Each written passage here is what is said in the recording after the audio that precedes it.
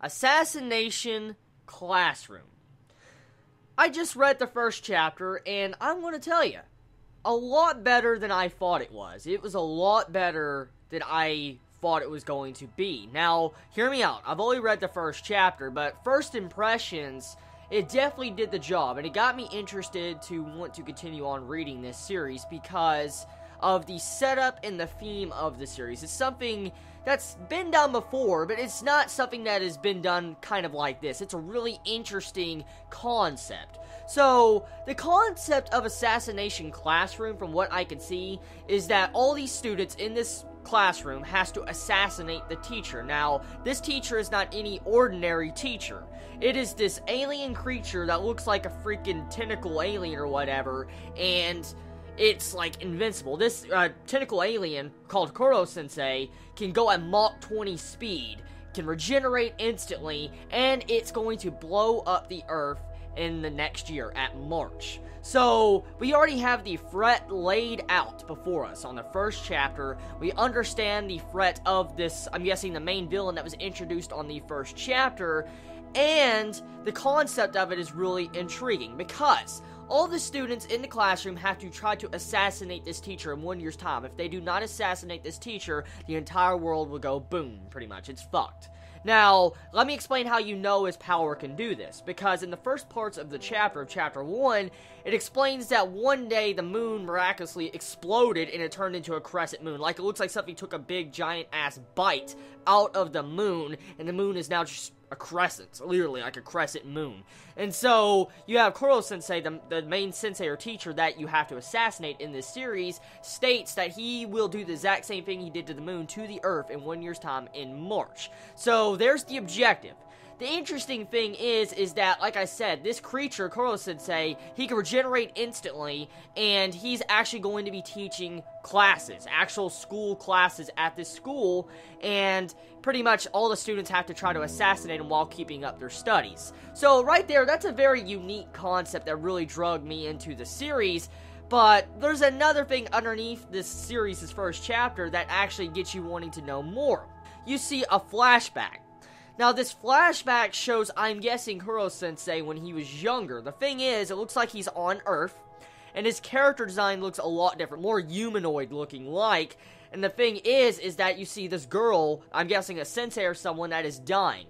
And you see rubble all underneath her, and when you see Koro-sensei holding this girl up, and she says, like, I want you to teach at this school, this class, teach those students and stuff. And so, right there we have a little bit of a flashback to show more of a human side, or I guess a compassionate side, to Koro-sensei, even though he wants to destroy the world. And so, the big question is like, what really makes Koro-sensei tick? That's the first questions you have in this series, because looking at this first chapter, he may want to blow up the Earth and all that, but he seems like an innocent guy from this first chapter. I mean, he's just teaching students that actually have problems. For instance, here's the big thing that was laid out in the first chapter. From what I can understand is all these different characters that are in this school are like problem children. They've had some form of issues in the past, or they're not good with their studies, or something else. They might be criminal children. I don't know. I don't understand the full concept yet, since it is the first chapter. But from what we can see from the first chapter is that our main male character, I think it's a male character, Nagisa, pretty much had some form of problems in his old school. And soon as he was told to go to this certain school that where Koro-sensei is teaching at now, pretty much, you know, all the teachers that were, you know, teaching him in his old school says, oh, you just made my rating as a teacher go down. I mean, he had his, like, supposed friends remove him off their friends list and stuff on their phone and all sorts of stuff like that. So it shows you that this school that these students are going to has some form of past, or it's a very bad school. So, right there, it shows you that these kids are segregated from other people. So we have already segregation that's being laid out in the first chapter. And this sensei directly wanted to go to this school to teach. Now, the thing is, I think there's going to be something very different about the series. Like, something makes me believe from this first chapter is that Koro-sensei is not that evil. I'm not going to say that he didn't destroy the moon. I'm not going to say that he won't destroy the fucking entire world, but there's something else here. There's something else giving him the motivation to do this, because like the flashback shows, he was holding up someone I'm guessing he cared about. He was blacked out, we couldn't really see his character feature in the past, but I'm guessing something happened in the past to cause him to want to destroy the entire world. Now, like I said, his power is really crazy. Going at Mach 20 speed is fucking ridiculous. I mean, you see him catching missiles and shit, and what really terrified me about this first chapter was showing you how evil he can really be when you piss him off. For instance, our main male character, Nagisa, has this grenade, okay? Holding a knife behind a piece of paper as, you know, he's turning in an assignment to Koro-sensei, and then you see a grenade that he's holding at his chest. The sensei doesn't really realize this, and when he brings it, you know, he's about to stab the sensei stops his hand, because you know how fast he can go. But the thing is, he lets the grenade, and he's about to suicide bomb with the grenade and all that. The grenade technically can't hurt humans. Now, let's go into that concept. Supposedly, the government of the entire world pretty much made these specific weapons to actually affect and hurt Koro-sensei. The only question that this leaves is how do they know that this material works on Koro-sensei since they never used it against him before? So that makes me believe that there might be other creatures like Koro-sensei somewhere out in this series that might be in a containment facility, experimented on, stuff like that. So maybe that's why Koro-sensei wants to destroy the world, because I'm guessing his own kind has been tortured by humanity.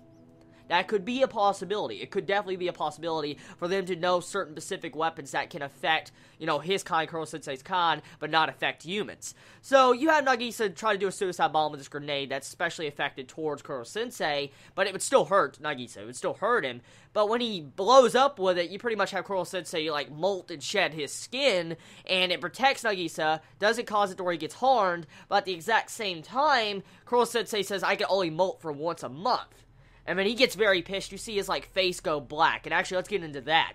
Supposedly, his moods and emotions that he feels at a specific time, like, his entire skin color changes. Like, I'm guessing if he's embarrassed, he might go pink. If he's very fucking angry, he turns black like he did in this chapter, which, oh my god, it looks so freaking horrific. The art style looks so freaking great.